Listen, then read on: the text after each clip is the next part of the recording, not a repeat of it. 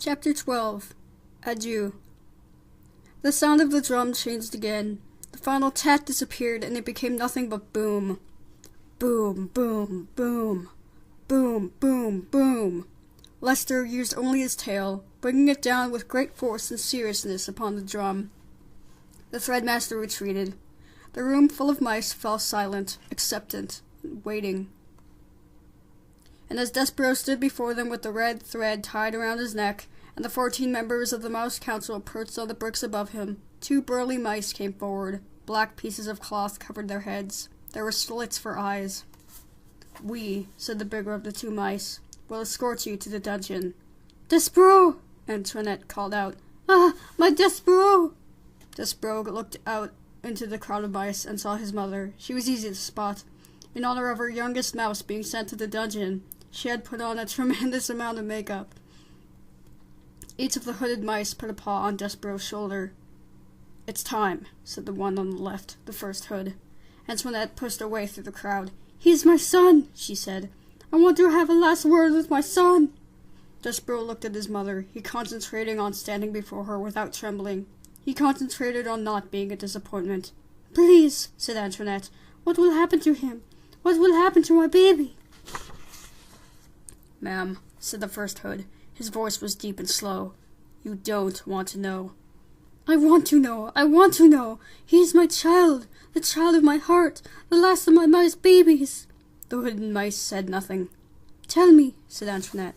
"The rats," said the first. "The rats," said the second. "Yes, yes, oui, the rats. What of them?" "The rats will eat him," said the second hood. "Ah," said Antoinette. "Mon Dieu!" At the thought of being eaten by rats, Despereaux forgot about being brave. He forgot about not being a disappointment.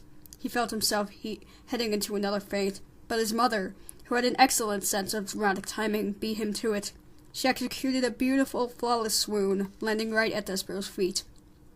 "Now you've done it," said the first hood. "It doesn't matter," said the second. "Step over her.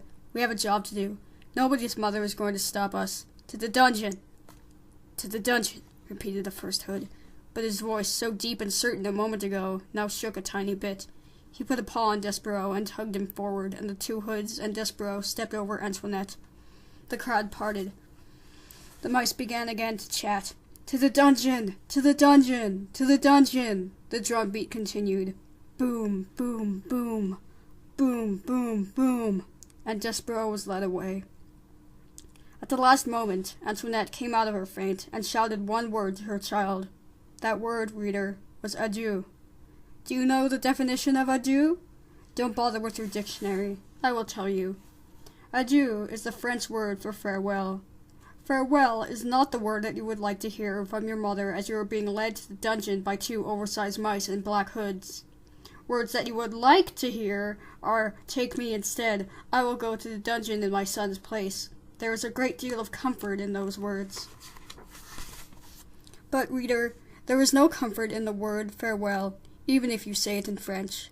Farewell is a word that, in any language, is full of sorrow. It is a word that promises absolutely nothing.